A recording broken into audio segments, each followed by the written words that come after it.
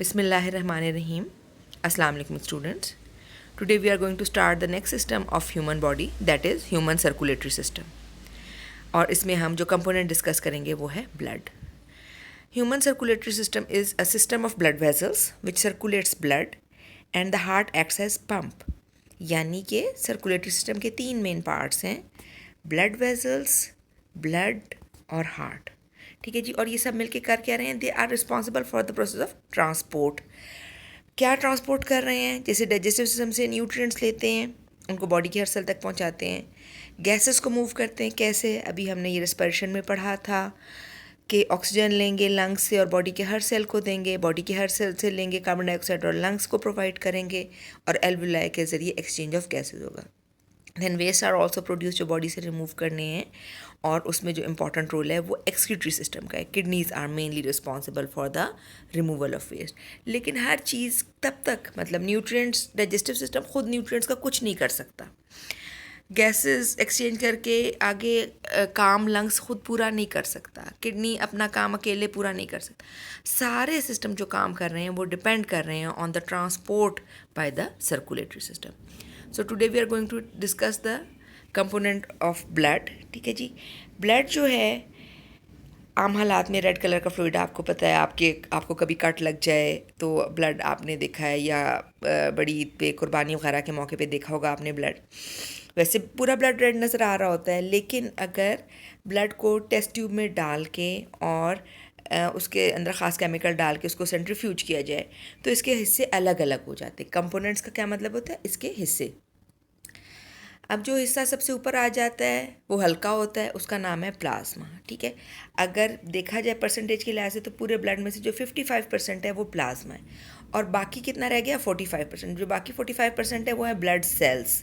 अब blood cells 3 तरह के हैं. There are 3 types of blood cells: red blood cells, white blood cells and platelets. अभी हम इनके बारे में मज़ीद तफसील पढ़ेंगे. अभी आप ये याद रखें कि ब्लड सेल्स जो हैं वो कौन से ब्लड सेल्स सबसे ज़्यादा हैं. ये देखें 44%, 45 में से 44%, यानी जिनका रेशो बहुत ज़्यादा है, जिनकी परसेंटेज बहुत ज़्यादा है, वो हैं रेड ब्लड सेल्स. और जो सिर्फ 1% रह जाता है ब्लड सेल्स का, वो मिला के हैं वाइट ब्लड सेल्स और प्लेटलेट्स. ठीक है. लेकिन ये मौजूद हैं और ज़रूरी हैं, और वो भी बहुत अहम काम कर रहे हैं. अच्छा, अब जो ब्लड का बाकी 55% है वो क्या? वो एक लिक्विड है, एक स्ट्रॉ कलर्ड लिक्विड है जो कहलाता है प्लाज्मा. इस प्लाज्मा में क्या कुछ है? Mainly it contains water, ions में sodium ion, potassium ion, calcium ion, बहुत तरह के आयंस होते हैं जो हमारी बॉडी की नॉर्मल फंक्शनिंग के लिए चाहिए. प्रोटीन्स हैं जो कि हमारे ब्लड के अंदर बहुत तरह के बैलेंस को मेंटेन रखते हैं और क्लॉटिंग में भी हेल्प करते हैं. देन न्यूट्रिएंट्स हैं जो भी हमने डिस्कस किए थे. न्यूट्रिएंट्स, वेस्ट और गैसेस, ये वो चीज़ें हैं जो कि कहीं और से आ रहे हैं. न्यूट्रिएंट्स किधर से आ रहे हैं? डाइजेस्टिव सिस्टम से. वेस्ट किधर से आ रहे हैं? सेल प्रोड्यूस कर रहे हैं. कहाँ जा रहे हैं? किडनी के पास. गैसेस कहाँ से आ रही हैं? जा रही हैं लंग्स से पूरी बॉडी तक, और पूरी बॉडी से लंग्स तक. ठीक है जी. So plasma is also very important, और प्लाज्मा का जो सबसे मेन कंपोनेंट है वो वाटर है. तो वाटर सही होना, आयंस सही होने बहुत ज़रूरी होते हैं. ये सारी चीज़ें, ब्लड के सारे कंपोनेंट्स ठीक हों तो हेल्थ ठीक होती है. अगर ब्लड के किसी भी कंपोनेंट में कोई प्रॉब्लम हो तो हेल्थ बुरी तरह मुतासर होती है. सो this is a blood vessel. ये नीचे जो एक पाइप सा नज़र आ रहा है ये ब्लड पाइप है. नेक्स्ट टॉपिक में इंशाल्लाह हम डिटेल से डिस्कस करेंगे आर्टरी, कैपिलरी वेंस को. ये कैपिलरी एक्चुअली शो हुई. कैपिलरी सबसे नैरो ब्लड वेसल होती है. इसमें आप देखें कि रेड ब्लड सेल फंस के गुजर रहे हैं, सॉर्ट ऑफ. इतनी जगह नहीं कि वो खुले एक लाइन बना के जा रहे हैं. एक से ज़्यादा एक वक्त में नहीं गुजर सकता. और जो बहुत छोटे वाले हैं, अच्छा, ये अगर कैपिलरी का साइज़ है तो उसके लिहाज से ये रेड ब्लड सेल का साइज़ है, और ये वाइट ब्लड सेल. अब ये बड़े करके शो किए गए हैं. ये रेड ब्लड सेल्स हैं. रेड ब्लड सेल्स रेड क्यों हैं? Red blood cells are red because of a pigment in them. कौन सा पिगमेंट है इनमें? हीमोग्लोबिन. हीमोग्लोबिन आपने शायद ये टर्म पहले भी कहीं सुना होगा. Basically haemoglobin is the molecule which takes oxygen. जहाँ पे ऑक्सीजन ज़्यादा हो. कहाँ पे हमारी बॉडी में ऑक्सीजन सबसे ज़्यादा है?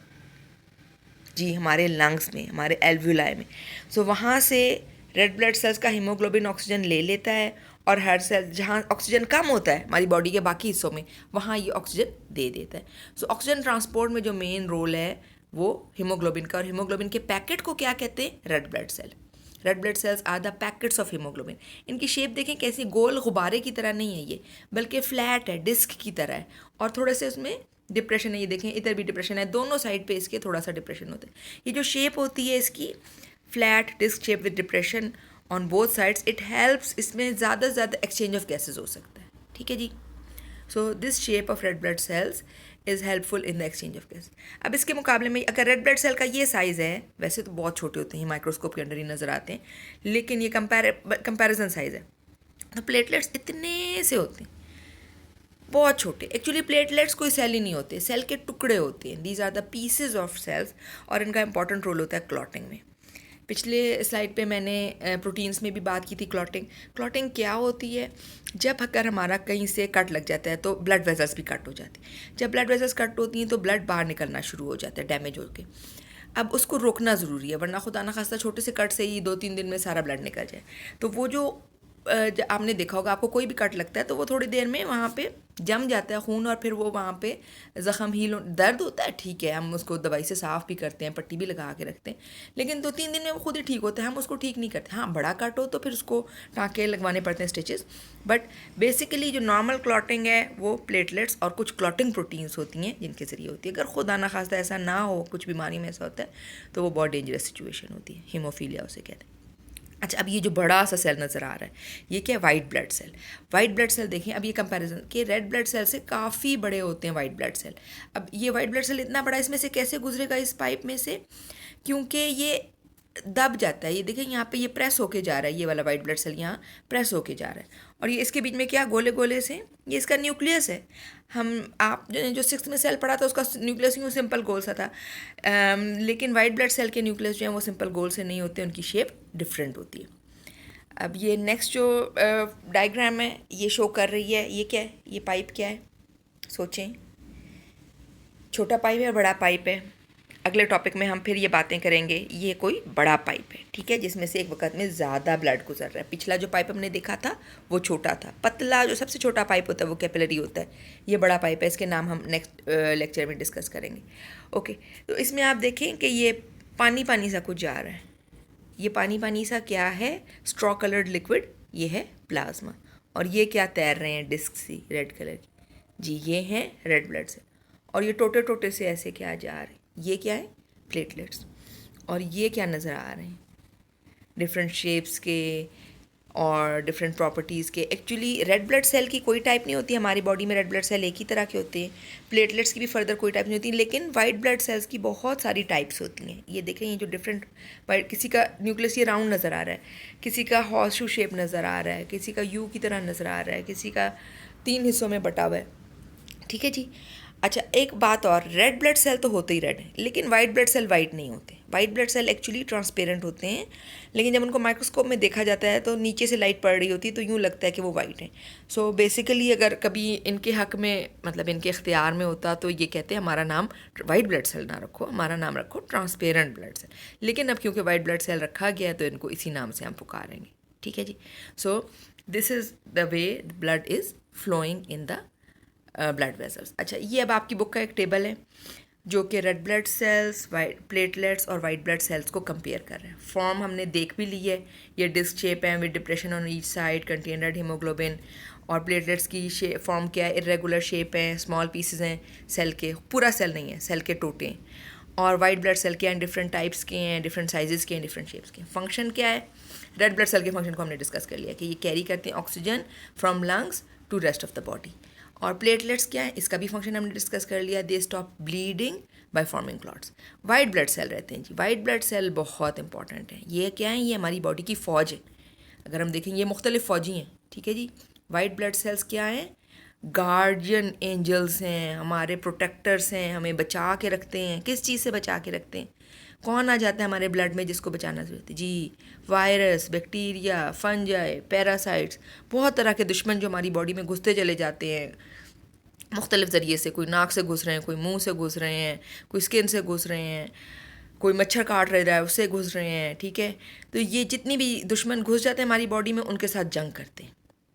अगर ये मजबूत हों तो फिर वो जंग अच्छी होगी और हम जीत जाएंगे, और अगर ये थोड़े से कमज़ोर हों तो फिर हारने का भी इम्कान है, ठीक है ना।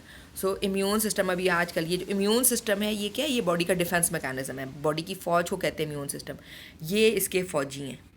तो ये बहुत तरह के जो वाइट ब्लड सेल्स हैं ये हमारी बॉडी को प्रोटेक्ट करते हैं from all the disease causing organisms. और सिर्फ ये नहीं बल्कि अगर हमारी बॉडी में कैंसर वाले सेल बने ना तो भी इनमें से कुछ सेल ऐसे होते हैं जो उन कैंसर सेल को भी ईट अप कर लेते हैं या डिस्ट्रॉय कर देते हैं, कैंसर से भी बचाते हैं। इम्यून सिस्टम का बहुत इम्पॉर्टेंट रोल है, बल्कि अब तो बहुत सारी बीमारियों में ये पता चल रहा है कि जो साइकोलॉजिकल डिसऑर्डर्स हैं वो भी इससे रिलेटेड है। तो इम्यून सिस्टम का स्ट्रॉन्ग होना और सही होना बहुत अल्लाह की बड़ी नेमत है। अच्छा, सो एग्जाम्पल ऑफ डेफिशिएंसी, यहाँ एग्जाम्पल ऑफ डेफिशिएंसी से क्या पता चलता है कि कोई चीज़ कितनी अहम है कि अगर वो कम हो जाएगी तो क्या होगा। एनीमिया, एनीमिया हमने पहले भी डिस्कस किया था न्यूट्रिशनल डेफिशिएंसी डिजीज़ में, और उसमें हमने डिस्कस किया था कि रेड ब्लड सेल्स कम हो जाते हैं, वो आयरन डेफिशिएंसी एनीमिया था। वैसे मैंने आपको उधर भी बताया था कि एनीमिया कभी भी रेड ब्लड सेल्स कम हो जाएं तो और हीमोग्लोबिन कम हो जाए, दैट इज़ एनीमिया। वो आयरन डेफिशिएंसी से भी हो सकता है, वो ज़्यादा खून, अगर खुदा न खास्ता किसी का एक्सीडेंट हो गया, बहुत सारा खून बह गया, उसको भी एनीमिया हो जाएगा। ठीक है, कोई बीमारियां ऐसी होती हैं जिसकी वजह से जिस्म में खून की कमी हो जाती है, जैसे मलेरिया अगर हो गया या और इस तरह की ख़तरनाक बीमारियां, तो उसकी वजह से भी खून की कमी हो जाती है, यानी एनीमिया हो जाता है। आम ज़ुबान में एनीमिया को खून की कमी कहते हैं, लेकिन basically it is the deficiency of red blood cells and haemoglobin. अच्छा, डेंगू फीवर का नाम आप सबने सुना हुआ है। डेंगू फीवर में क्या होता है, जब एक तो बुखार होता है, तेज़ जिस्म में दर्द होता है, लेकिन प्लेटलेट काउंट कम होना शुरू हो जाता है। और अगर खुदा न खासा वो ज़्यादा कम हो जाए, प्लेटलेट्स टाइम पे ना लगें, फिर ब्लीडिंग डिफरेंट बॉडी के हिस्सों से होना शुरू हो जाती है, नाक से, कान से, आँखों से वग़ैरह, और फिर खुदा न खास्ता डेथ भी हो सकती है। सो प्लेटलेट्स बहुत इंपॉर्टेंट हैं, और डेंगू फीवर में जो वायरस है डेंगू का, वो प्लेटलेट काउंट के ऊपर बुरी तरह असरअंदाज होता है और उसको कम कर सकता है। अच्छा, एक ये भी बात है कि डेंगू फीवर 4 तरह के वायरस हैं, एक तरह का डेंगू फीवर नहीं होता। एक तरह का हो जाए आप उससे बच जाए, फिर दूसरी तरह का भी हो सकता है, तीसरी तरह का भी हो सकता है। हाँ, चारों तरह का अगर हो जाए और आप बच जाएँ तो फिर इंशाल्लाह you get immune to the dengue fever. अच्छा, और इम्यून की जब बात आई तो इम्यून सिस्टम जो है वो कौन, ये पॉइंट रह गया था, they protect your body, white blood sales protect your body from germs and harmful things, they make immune system. ठीक है जी। और कुछ बीमारियां ऐसी होती हैं जिसमें वाइट ब्लड सेल्स ही सही तरह काम नहीं कर सकते। एक तो एड्स है जिसमें कि वाइट ब्लड सेल सही तरह काम नहीं कर सकते और इम्यून सिस्टम फेल हो जाता है और खुदा न खास्ता बहुत बीमारी बढ़ के बंदे की डेथ हो जाती है। और ये जो मौजूदा बीमारी कोरोना है, इसमें भी मेन इशू यही है कि इम्यून सिस्टम जो है ना वो इससे अफेक्टेड होता है बुरी तरह, और जिन लोगों में सीरियस सिचुएशन होती है उनका इम्यून सिस्टम कोरोना के वायरस के साथ साथ बॉडी के सेल्स को भी डैमेज करना शुरू कर देता है। सो वाइट ब्लड सेल्स का सही तरह काम करना इट्स वेरी इंपॉर्टेंट। सारे ऑल द सेल्स, सुभान अल्लाह, अल्लाह की कुदरत है, अल्लाह ने हर चीज़ हमारे लिए जो बनाई है काम की बनाई है। Red blood sales, platelets, white blood sales, ये सही तरह काम करते रहें तो हमारी हेल्थ अच्छी होगी, otherwise it can be very harmful, even deadly for us. Thank you.